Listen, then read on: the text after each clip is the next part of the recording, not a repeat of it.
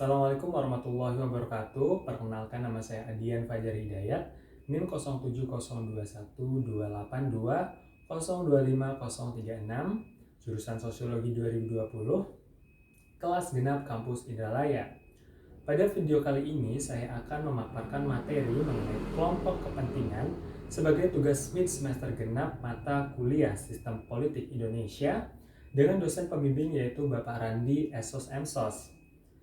Baiklah, apa itu kelompok kepentingan? Secara umum, kelompok kepentingan ini atau interest group adalah sebuah kelompok yang mempunyai kesamaan sifat, sikap, kepercayaan, tujuan, dan anggotanya sepakat untuk bisa bersatu dalam melindungi dan memperjuangkan kepentingan kelompok tersebut. Menurut Ramlan Subakti, kelompok kepentingan adalah sejumlah orang yang memiliki kesamaan sifat, sikap, kepercayaan, dan tentu saja tujuan yang sama untuk bersatu dalam mencapai tujuan mereka. Jadi, kelompok ini memiliki tujuan dan visi misi yang sama hingga kepentingan mereka akan bekerja sama dalam satu kepentingan yang juga sama, misalkan dalam bidang politik, ekonomi, atau yang lainnya, bahkan kepentingan agama. Jadi untuk melindungi tujuan dan visi misi mereka dalam kelompok kepentingan ini, mereka akan menempatkan kesepakatan yang terorganisasi dan cenderung memiliki sikap, sifat, dan kepercayaan dan tujuan yang sama tentu saja. Selanjutnya, apa sih yang melatar belakangi terbentuknya kelompok kepentingan?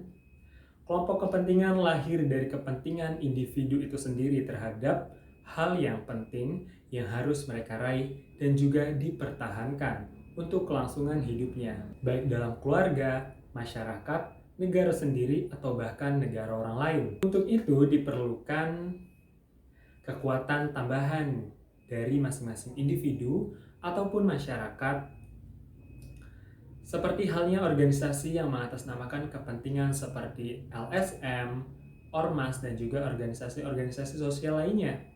Hal inilah yang melatar belakangi lahirnya kelompok kepentingan sosial, di mana ada kekuatan dominasi terhadap masyarakat yang dapat mengancam kehidupan bermasyarakat, berbangsa, dan bernegara. Ada 4 jenis kelompok kepentingan. Yang pertama adalah kelompok anomik, yang merupakan kelompok kepentingan yang terbentuk di antara berbagai unsur di dalam masyarakat yang sifatnya spontan dan tidak hanya seketika. Oleh karena itu, sifatnya tersebut, maka kelompok ini tidak mempunyai nilai-nilai serta norma yang sifatnya mengatur atau mengikat. Contohnya adalah demonstrasi. Yang kedua adalah kelompok asosiasional. Kelompok ini merupakan kelompok yang dibentuk dengan fungsi menyuarakan kepentingan anggota-anggotanya kepada pemerintah ataupun perusahaan milik modal. Contoh dari kelompok ini adalah Majelis Ulama Indonesia atau Nahdlatul Ulama. Yang ketiga adalah kelompok non-asosiasional, yang merupakan kelompok yang dikategorikan sebagai masyarakat awam. Terkadang belum maju dan tidak terorganisasi secara rapi. Ciri lain dari kelompok ini adalah sifat kegiatannya yang temporer. Contohnya adalah individu, kepala keluarga, pemimpin agama, dan masih banyak yang lainnya. Dan yang terakhir adalah kelompok institusional. Kelompok institusional merupakan jenis kelompok formal yang dilengkapi dengan unsur-unsur seperti struktur yang jelas dan sistematis, memiliki tugas, visi, dan misi yang jelas.